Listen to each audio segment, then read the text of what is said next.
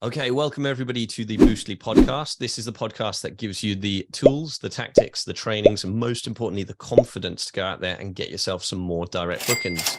My name is Carolan, and today we are going behind a host. This is the mini series where we dive into a successful and interesting host so you can learn from them and take action in your hospitality business. And today, I'm really excited to be joined by Johnathan Stevens from Hidden Creek Retreat.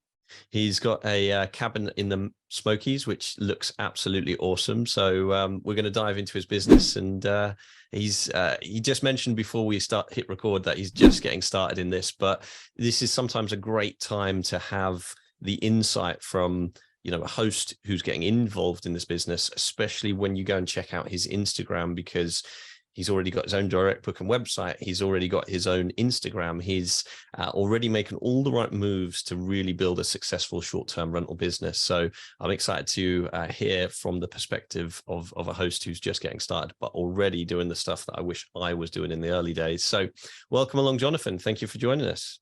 Thanks, Liam. Thank you for having me.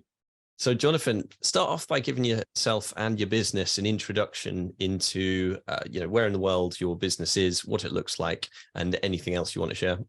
Yeah, absolutely. So, like you said, my name is Johnathan Stevens.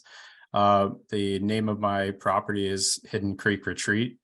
It is in Sevierville, Tennessee, right in the Smoky Mountains.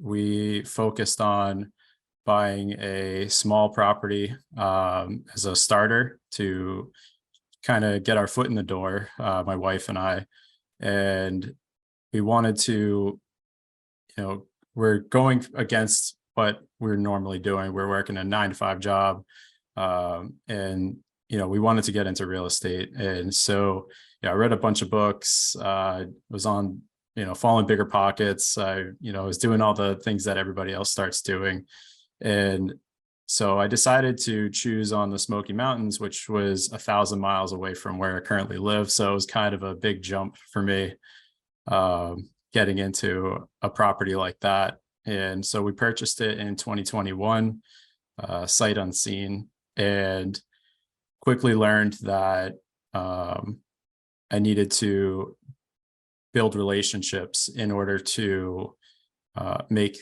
it successful. Because, it was, like I said, it was 1,000 miles away from where I currently live, and I have a full-time job and a family to take care of.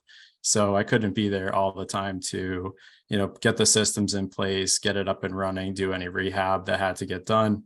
So I had to quickly learn how to build relationships with people in the area. Right now, what we have is a 2-bedroom, 2-bathroom cabin situated about 3 miles away from all the major attractions that are available, like Dollywood in the Smokies. But what's nice about our cabin is that it's situated back in the mountain, the last house on a dead-end road, and it's very peaceful, but yet you're close to everything. We even have a creek running through the backyard. So the first thing you hear is when you open that car door, you get out, you just hear the creek and just the sound of nature. It's a really nice, tranquil scene. That's cool. And for our, obviously, we've got listeners based in the US and in the UK. What is Dollywood? What is that area? Yeah, so Dollywood, I didn't even know what Dollywood was until I had visited the area. My wife and I got married in 2013, and we decided to take a weekend trip down to Tennessee. So we decided to drive, make it an adventure, and did not expect to find what we found down there. Didn't even know it was a big tourist area. Well, Dollywood is a major theme park. Is Dolly Parton started it, and so it's really big in the South. So people come from all areas to visit. They have, it's an amusement park. They do dinner shows. They have a lot of entertainment there. But it's a big attraction for the area itself. Nice. Got to love a bit of Dolly Parton. I wish I'd have seen her at Glastonbury a few years ago. I narrowly missed out. So yeah, that makes sense. Yeah, they do a parade for her every year through Pigeon Forge, which is where she's originally from. So we had gone there for our wedding anniversary. We actually got to see her. They did a whole parade for her. We didn't even know what was going on. But it was a very cool experience. That's cool. That's cool. So it sounds like you've kind of dived all in. 1,000 miles away is quite a brave move. What made you settle on the Smokies? So I wanted to get into a property that I could I had a feeling, so I wanted to be somewhere that had a lot of foot traffic. We wanted to know that it was in an area that, saw the volume of travelers to the area. I was also looking for something that didn't have any sort of stringent regulation for short-term rentals, because that was definitely a fear, which I know it is for everybody, especially now. Especially regulations are coming down on people who have short-term rentals, and I didn't want to be stuck with a mortgage that I couldn't afford to pay without the income from the property itself. And I already knew the area just from traveling there, so for me it felt like something I really wanted to pursue. I did look in other areas. We have the White Mountains of New Hampshire, which is just 2 hours north of us where we currently live. But there is some downside to it. There's not as much tourists going to those areas.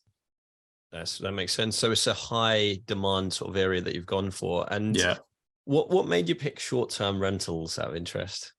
So I started a company. So probably the first thing they always say don't do is start your own LLC before you have a property. And I was just too excited. I'm like, you know what? I'm going to start an LLC. It's going to be great. Going to get going, going to buy property.